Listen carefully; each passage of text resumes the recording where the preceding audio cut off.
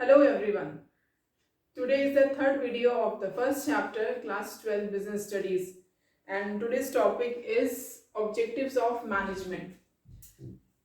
There are three objectives of management: organizational objective, social objectives, and personal objectives. So one by one we will deal with it. First of all, organisational objectives में तीन तरह के objectives हैं: survival, profit and growth. देखो, हम business कर रहे हैं, बिजनेस में सबसे इम्पोर्टेंट चीज जो होती है वो होती है बिजनेस में टिके रहना। ठीक है, मतलब इतना अर्न करना, इतना रेवेन्यू अर्न करना कि जिससे बिजनेस चलता रहे, बंद ना हो, हम अपने सारे खर्चे को कवर अप कर सके। ठीक है, तो सबसे पहला ऑब्जेक्टिव बिजनेस का यही होता है कि हम टिके रहें। दूसरा है प्रॉफिट। आप लोगों ने क्लास 11th में भी पढ़ा होगा कि बिजनेस का सबसे बड़ा ऑब्जेक्टिव प्रॉफिट अर्न करना ही है। ठीक है, बिना प्रॉफिट का मोटिव से कोई भी बिजनेस नहीं करता है। तो ये प्रॉफिट हमेशा बढ़ते रहना है, ये रुकना नहीं चाहिए। And third one is our growth.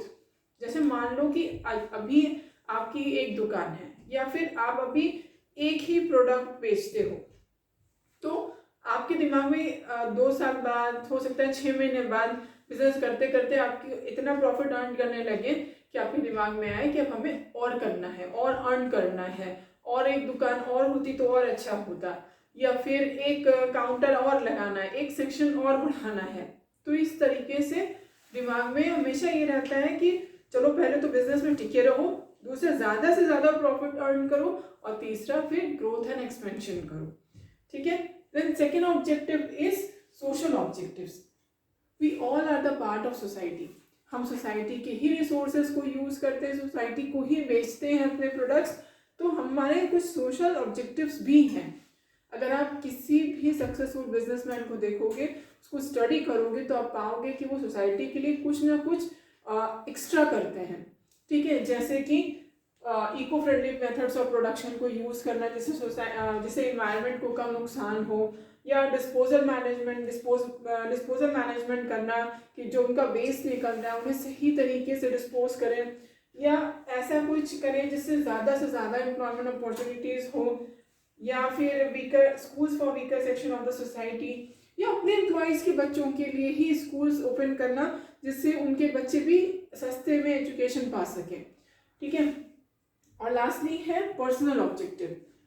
देखो, जो भी एम्प्लॉय काम करने आता है ऑर्गेनाइजेशन में, उसके खुद के भी अपने कुछ पर्सनल ऑब्जेक्टिव्स होते हैं, जैसे कि हमें सैलरीज अच्छी मिले, या हमारे साथ जो लोग काम कर रहे हैं वो फ्रेंडली नेचर के हों, ऑर्गेनाइजेशन में किसी तरह का पॉलिटिक्स ना हो, या फिर हमारी पर्सनल ग्रोथ होती रहे।